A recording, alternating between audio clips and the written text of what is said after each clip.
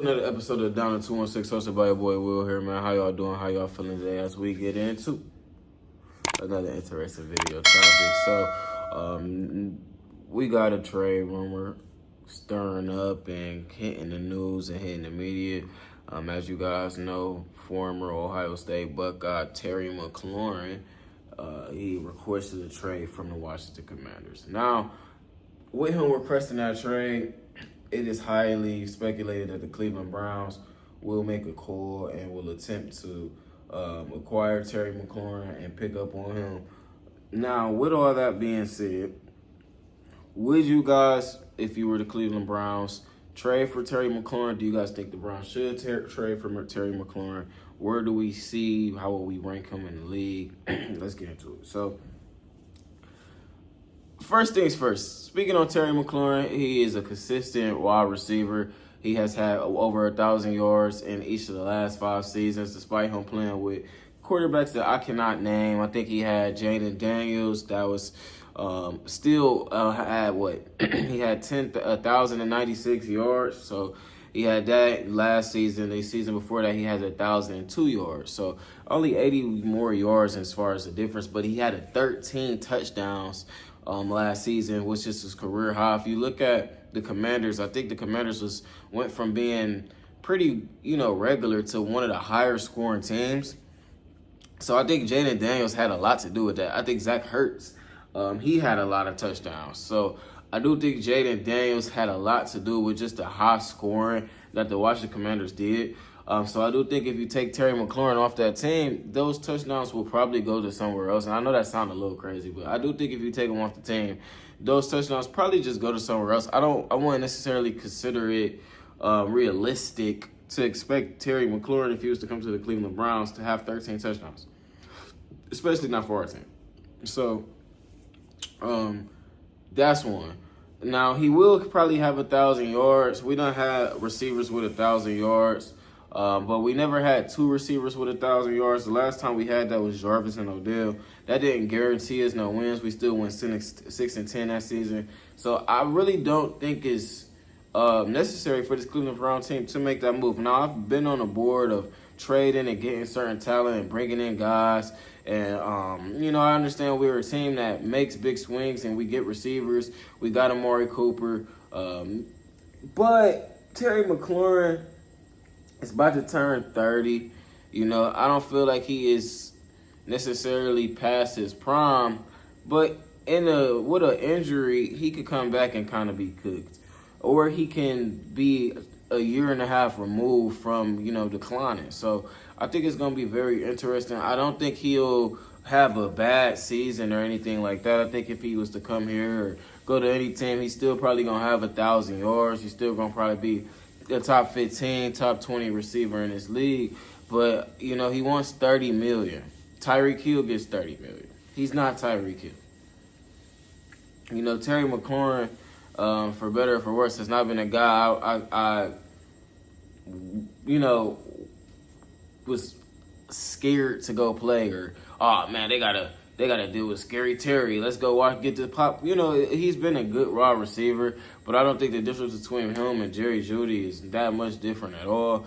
I think if you put Terry McLaurin on his team, he'll be just what he's been his whole career before Jaden Daniels got there. And I know that might seem a little harsh, but yeah, if I was the Browns, I wouldn't spend more than a second-round pick, or I wouldn't really spend more than a third-round pick on Terry McLaurin with him being the age that he is. Now, I know he's an elite raw receiver or capable of being an elite raw receiver, but I think his numbers was vastly inflated by Jaden Daniels. So, yeah, I don't think it's worth it when you already got Jerry Jeudy. You better off letting Cedric Tillman and some of these other guys try to develop into something before bringing in 29-year-old Terry McLaurin. And not to mention, this team is horrible at quarterback. Your only hope is Shedeur Sanders, and you don't even let him play. So I don't really know what to expect. This video is sponsored by Detrimental Figures, my brand here. As y'all see, some of the quality of my recent work. You get a signature tag on it as well. We make and really emphasize quality over quantity. So, you know, we try to take and make sure we use the best materials to come up with our shirts and the best designs. Make sure y'all following us on Instagram, Detrimental Figures. Y'all can also get the description down below and hit the link for a shirt. Everything I drop is limited edition, so unfortunately this shirt is sold out. I don't have any more, but I have different things coming up similar to it. So keep in mind, and I'll keep you guys updated with some of my new stuff throughout these videos coming up. Terry McLaurin to come here to do, it's not going to change us from winning more than 3 games this year. It's not going to change us offensively from scoring 20 points this year consistently. I don't think it'll do either of those things. It'll give another reliable weapon, but at the end of the day, this team has bigger problems than needing to get Terry McLaurin. Just for this season and long, yes, it would be an improvement, but long-term wise, there's really no need to rely off Terry McLaurin here. And yeah, that's what I was saying. You know, you already got to give David Njoku the ball. You got to give Jerry Jeudy the ball. So, on another note, we had Micah Parsons come out and ask for a trade. The Cleveland Browns was oddly enough like top 3 and highest odds to get Micah Parsons. Now, I think that we're going to be, mission to get anybody because we got that first-round pick from, trading out of Travis Hunter. So, we're going to see what this Cleveland Browns team ends up doing. Now, I know a lot of people still be upset about it. I feel like Abdul Carter, just so while we on the record here, is going to be a generational player. And I think that the Browns made a big mistake passing on him. But hopefully Mason Graham is still capable of being to that level. But yeah, I do think that this team is going to be relatively okay, mediocre. If they was to ever trade for Micah Parsons, it would cost them at least 2 firsts.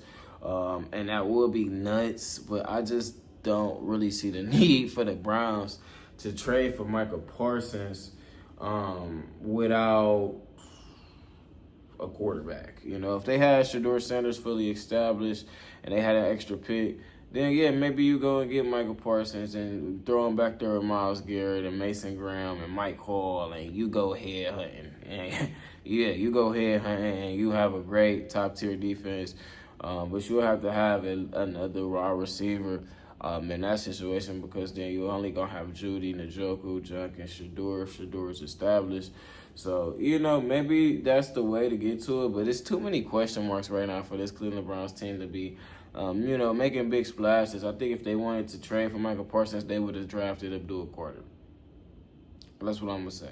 If they wanted to trade for Micah Parsons, they would have drafted Abdul Carter. So, you guys comment down below how y'all feel about it. If he was the Browns, would you trade for Terry McLaurin? I would say no.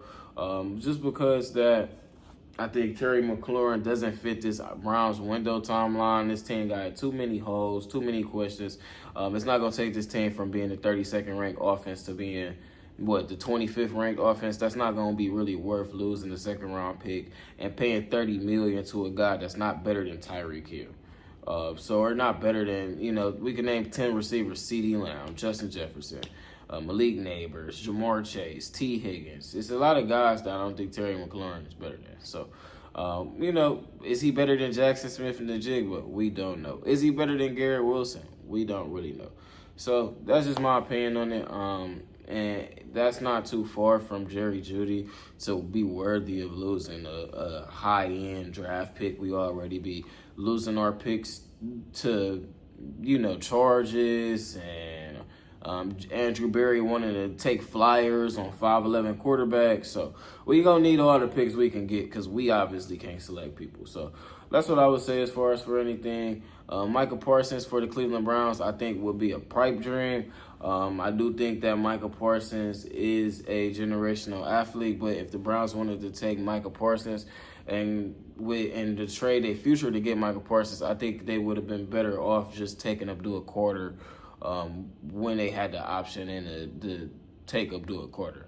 Now, I'm not going to say Abdul Carter is as good as Micah Parsons because some people going to look at me crazy when I say that, but I just think if they was valuing defensive end enough to trade for Micah Parsons, they would have valued it enough to take a high-grade talent in Abdul Carter. So we're going to see what they do here, man. I don't think this team is going to be in the mood of training or making any big moves anytime soon. until they, get their stuff together. So you guys comment. Oh man, I can't talk. You guys comment down below if you would trade for Micah Parsons if you was the Cleveland Browns.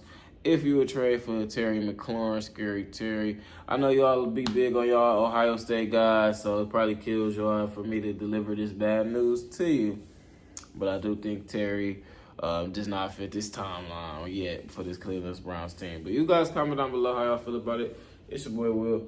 I'm out.